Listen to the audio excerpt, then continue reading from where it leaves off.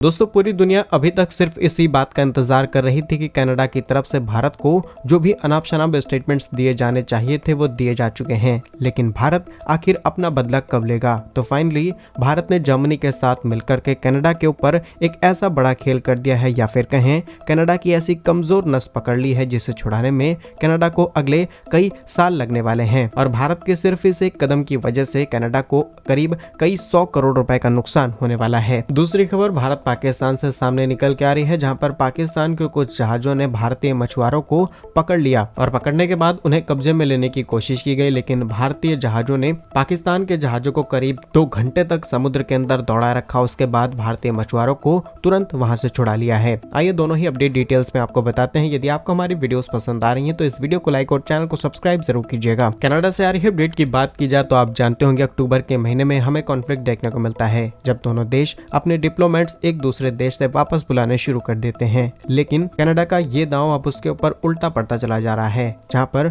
Germany ने भारत के साथ मिलकर के कनाडा के सभी मंसूबों पर पानी फेर दिया है। जैसा कि आप जानते होंगे कनाडा ने हाल ही में भारतीय छात्रों के लिए एक student direct scheme visa system को पूरी तरीके से खत्म कर दिया, लेकिन वो भारतीय स्टूडेंट्स जो कि बड़ी संख्या में कनाडा के अंदर जाते थे स्टडीज के लिए, जॉब्स के लिए, उनके रास्ते पूरी तरीके से ब्लॉक करने की कोशिश की गई। लेकिन ये स्टूडेंट्स कनाडा जाते उससे पहले जर्मनी ने भारत को एक बड़ा ऑफर दे दिया है। यदि आपको याद हो तो कुछ दिनों पहले जर्मनी के चांसलर भारत विजिट पर आते हैं। वैसे तो एक इंपॉर्टेंट डिफेंस डील के लिए भारत आए थे, लेकिन भारत को एक ऐसा ऑफर दे करके चले गए जिसे भारत अभी तक मना नहीं कर पाया है। और अब जर्मनी जो कि ऑटोमोबाइल इंडस्ट्री एंड मैन्युफैक्चरिंग का किंग है इन द यूरोपियन यूनियन, अब भारतीय स्टूडेंट्स वहां पर आसानी से जा सकते हैं। इसके अलावा जर्मनी की तरफ से कई नए रास्ते खोले जा चुके हैं उन इंडियन स्टूडेंट्स के लिए जो इजिली वहां पर जा सकते हैं, पढ़ाई कर सकते हैं, जॉब्स कर सकते हैं। इसके अलावा कुछ इजी टू वीजा प्रोसेस को भी शुरू किया जाएगा, जिससे अप्लाई करना और उनके अप्रूवल्स मिलने में भी काफी बड़ी मदद होने वाली है। और ऐसी ही सिमिलर घटनाएं 2 बार आपको देखने को मिली होंगी। पहली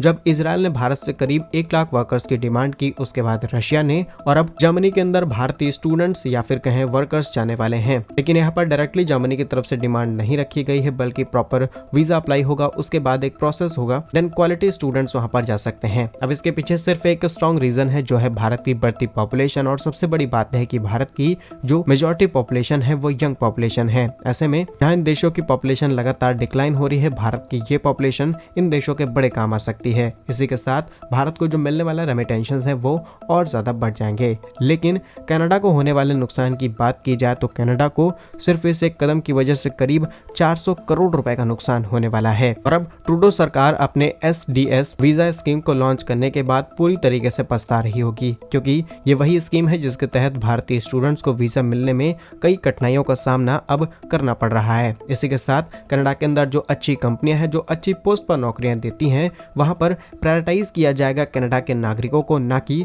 इंडिया के स्टूडेंट्स को या फिर किसी और देश से आए नागरिक को। बाकी भारत और जर्मनी की तरफ से उठाए गए इस कदम पर आप क्या सोचते हैं, कमेंट्स में अपनी राय जरूर बताइएगा। दूसरी अपडेट पाकिस्तान से सामने निकल के आ रही है, जहां पर भारत के कोस्टल जहाज अग्रिम ने पाकिस्तान की सीमा के पास जाकर के 7 भारतीय मछुआरों की जान बचाई है। असल में मछुआरों को भारत पाकिस्तान समुद्री सीमा के पास पाकिस्तान की समुद्री सुरक्षा एजेंसी की तरफ से पकड़ा जा चुका था। मछुआरों की जान बचाने के लिए भारतीय तटरक्षक जहाज अग्रिम ने करीब 2 घंटे तक पाकिस्तानी जहाज का पीछा किया, और इससे पहले पाकिस्तान भारतीय मछुआरों को लेकर के अपनी टेरिटरी के अंदर घुस जाता, उससे पहले भारत ने पीछा करते हुए इन्हें सही समय पर पकड़ लिया। और यहीं पर आप भारत की धमक को देख सकते हैं। असल में भारतीय जहाज ने पहले पाकिस्तान की समुद्री सुरक्षा एजेंसी को तुरंत अलर्ट किया और सीधे शब्दों में कहा गया कि आप भारतीय मछुआरों को नहीं ले जा सकते, अगर ऐसा किया तो अंजाम बहुत बुरे भुगतने पड़ेंगे। फिर क्या था, 2 घंटे पीछा करने के बाद पाकिस्तान की समुद्री सुरक्षा एजेंसी वहीं पर रुक गई और भारतीय मछुआरों को सही सलामत वापस कर दिया। बाकी पाकिस्तान की शिटपुंजिया हरकत पर आप क्या सोचते हैं, कमेंट्स में जरूर बताइएगा। भारत कैसे ही वीडियोस पाने के लिए वीडियो को लाइक, चैनल को सब्सक्राइब जरूर कीजिए। वंदे मातरम, भारत माता की जय।